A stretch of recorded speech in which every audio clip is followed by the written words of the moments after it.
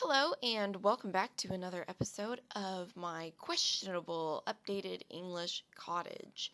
Things are coming together a bit more this episode because we are decorating the living room and landscaping almost the entirety of the exterior of the house. So, there's a lot to be done in today's episode, and it is a bit of a long one. Going along with my travelers theme, I thought because they are travelers, they probably have a very eclectic sense of style, meaning they like a bit of this and they like a bit of that. They've seen a lot of things over time and they've grown to like a lot of different influences, or they've grown to have a lot of different influences in their decor that they choose. So I went with a lot of different looking things, but things that still hopefully tied together in the end. And I actually struggled with this living room a little bit because the two archways in the walls made it very difficult to decide where I wanted the TV and the TV stand, because I knew I didn't want it on the wall. And that made it difficult to place the couches, and I just really like to place things at angles, and at first I wasn't able to do that, but obviously I was eventually able to get my the TV stand at an angle. Yay! I also struggled with the lighting a little bit because I wanted it to be interesting but not overwhelming for the space, because it was already so busy and a little bit random. I didn't want it to look really wacky. So I ended up with those two white industrial looking lamps because they could swing out. And I thought that that was kind of cool and convenient. But it didn't draw, well, it draws a lot of attention, but it's not totally out of place, especially considering the other lighting that I chose, which is super wiry, very, very industrial, as I said before. Anyways, I was going for maybe some Asian influence, maybe from their travels in Asia, and that's what that mirror looked like to me, as well as that painting above the end table chest thing. And I'm a sucker for marble sometimes, and I went for that marble circular mirror, which I would like one myself. I also worked on the entrance foyer area.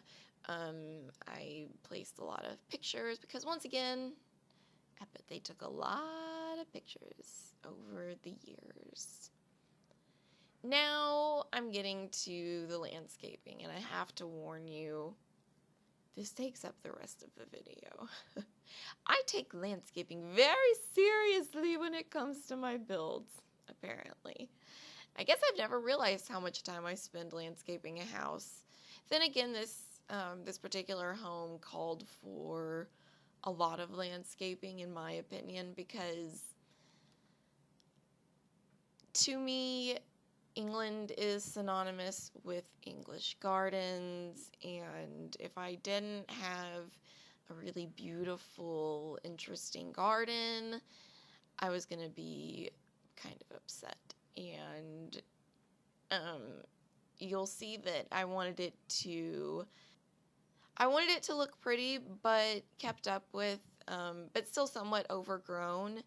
And I didn't want it to look super manicured because, first of all, I figure if the couple is older, they're travelers, either one, they're still traveling, or two, they don't want to keep up with too much of a garden. I'm sure they would pay attention to it, but you can only get so much done. So I like to think they would have a low maintenance garden that maybe wouldn't require so much time and energy. Maybe one that could still look pretty even when it was a little bit overgrown. And the wildflowers from the outdoor pack made that possible, I think. I wanted to make the path fit in a bit more with the landscaping, so I added that rock border fencing just to give it a little bit of a natural look. And once I've got it all down, you'll see me just deleting little sections here and there so that Sims can still actually move in and out of the parts of the garden and aren't just stuck. And I initially actually started using flowers to build out the path, which was a bit abnormal, but that's okay. But I did eventually start actually drawing out the path with terrain and really started to figure out like what that area was going to be like and how I could make it useful but not weird. But what I did know was I wanted it to be an area where they could have picnics and enjoy the flowers and maybe see neighbors as their neighbors walk by. I used a lot of these round shrubs. They were really useful because they looked like they looked nice, but not like they take a lot of effort to look nice. You know what I mean? You know what I mean? I don't even know what I mean. So then I placed this picnic table down. It went perfectly, in my opinion, with the fencing that I already had, as well as the rocks that I ended up putting down around the path. Here you can see, once again, making use of simple flowers that aren't too overwhelming, but look messy and not too silly. It took me a while to adjust all of the individual bushes and all of that fun, exciting stuff that I'm sure is exhilarating to watch. Placing flowers is quite soothing, though. I recommend it if you can't get any real-life gardening time in, or if, like me, you just forget to water your plants eventually and they die often. A little too often, my poor plants. But anyways, I changed the path to dirt instead of rock, and I also took a bit to realize that you can use the eraser to fix your terrain paint mistakes, which I felt a little bit silly about because I do this often. I forget that certain tools exist and I start to do things the hard way, and then I remember that those tools exist and I get to use them again. So here, this is where I remembered that erasers exist, and everything looked much better, and I just added dirt underneath all of the plants, which I do at various points in this whole video. Now, for a while, I wasn't 100% sure what I wanted to do with this area. I thought it could be another section of the garden, but that seemed like too much garden, at least formal-looking garden with a path and things like that. So I opted to make it a like vegetable growing, more of a farming area for your Sims to use. For all of their seeds and growing needs. And one of my obsessions in life is lavender, the color lavender. You can see here that I'm adding these parts to the roof because I realized that that would make it look so much better and a bit more believable as an English cottage. And I also added the weather vanes, which I was very excited about. And you didn't really see it, but I ended up using these really angular, crooked, almost fantasy looking chimney pipes coming out of the roof. And they're probably not super realistic for a house like this, but they looked very witchy, and I just liked how interesting they looked, and I don't know, it was cool. This is where I decided to, as I said earlier, put the sort of farming section with all of the different gardening boxes, and I have quite a few from a number of different custom content packs. And once again, I had difficulty. I wanted to have quite a few different places for you to be able to plant things. And I'm not 100% sure that a sim could actually walk through here, but I'm relatively confident. It's something that I'll have to test when I've got some spare time, when I'm not building. I, of course, added some pre-grown flowers, you could say, to that area just so it didn't look super empty and just like an area full of boxes of dirt. And now I'm gonna border all of the fences with the hedge, with this square hedge, and I actually ended up doing it on both sides of the fence, which looks kind of goofy because then you can't see the fence at all. So I might go back and change that at some point. I might not. We'll see. I'll maybe have to get down on it at a different angle and, not from above or from a distance and see what it really looks like. I used a lot of hydrangeas, mostly because, once again, I love them. It's sort of like the lavender. It's inevitable that it's going to end up in my landscaping. And I often say to myself, wow, I really need some new flowers and landscaping options because I use the same ones way too much. Way too much. I've actually been considering making my own gardening pack, although I also want to buy I think Romantic Garden is what it's called. But I want to buy that pack from the store. I just haven't gotten around to it yet and haven't quite decided that I need it. Not that you really need it. But my point being, I want to maybe make my own flowers, my own set of flowers for the game, just so I feel like I have a lot more landscaping options to work with and I'm not relegated to what little there is. Because you can see I have a lot of potted plants, which are fine, but they're really ideal for indoor decor rather than most of the outdoor.